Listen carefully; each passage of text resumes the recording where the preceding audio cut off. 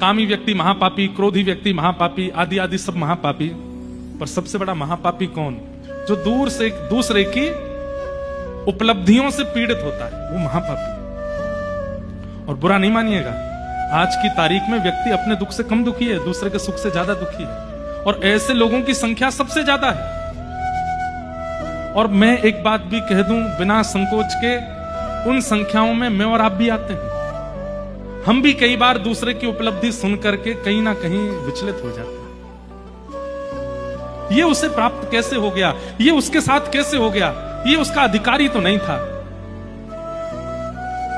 और भैया एक बात हमारी बहुत ध्यान से सुन लीजिएगा, ईर्ष्या चित्त में आना इस बात का प्रमाण है कि ठाकुर जी के प्रियों में आपका नाम नहीं है।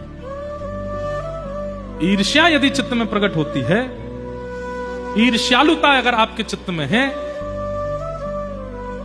सब लोग इधर देखो, ध्यान से सुनो भैया कथा। ईर्ष्यालुता इस बात का प्रमाण है कि ठाकुर जी के प्रियों की जो लिस्ट है उसमें आपका नाम नहीं है। काम, क्रोध, लोभ, मोह आदि आदि दोष यदि चित्त में प्रकट हो रहे हैं तो भी आप ये बात मान सकते हैं कि ठाकुर जी कहीं ना कहीं मुझसे अभी भी मिल सकते हैं। लेकिन जैसे ही दूसरे की उपलब्धि के बारे में सुनते ही आप अप्रसन्न हो जाते हैं, आपके मुख के तोते उड़ जाते हैं, आप बिल्कुल व्याकुल हो जाते हैं। अरे उसको कैसे मिल गया, उसके बच्चे पास हो गए, उसके बच्चे फर्स्ट आ गए, वो इतना आगे निकल गया, उसकी इतनी सैलरी हो गई, उसको बॉस ने ऐसा कर दिया, उसका बिजनेस इतना आगे चला गया, वो ऐसा हो गया, वो ऐसा हो गया। ये सुनकर के आप विचलित हो गए और भले ही 10 मिनट के लिए आप चिंता में चले गए, ये कैसे हो गया। तो इसका मतलब उसी समय हमारी बात याद कर लीजिएगा, ईर्ष्या प्रकट होते ही आपको चिंता होनी चाहिए, ठाकुर जी के प्रिय जनों में आपका नाम नहीं है, क्योंकि आपके चित्त में ईर्ष्या प्रकट होकर के ये प्रमाणित कर रही है कि ठाकुर जी आपके नहीं है।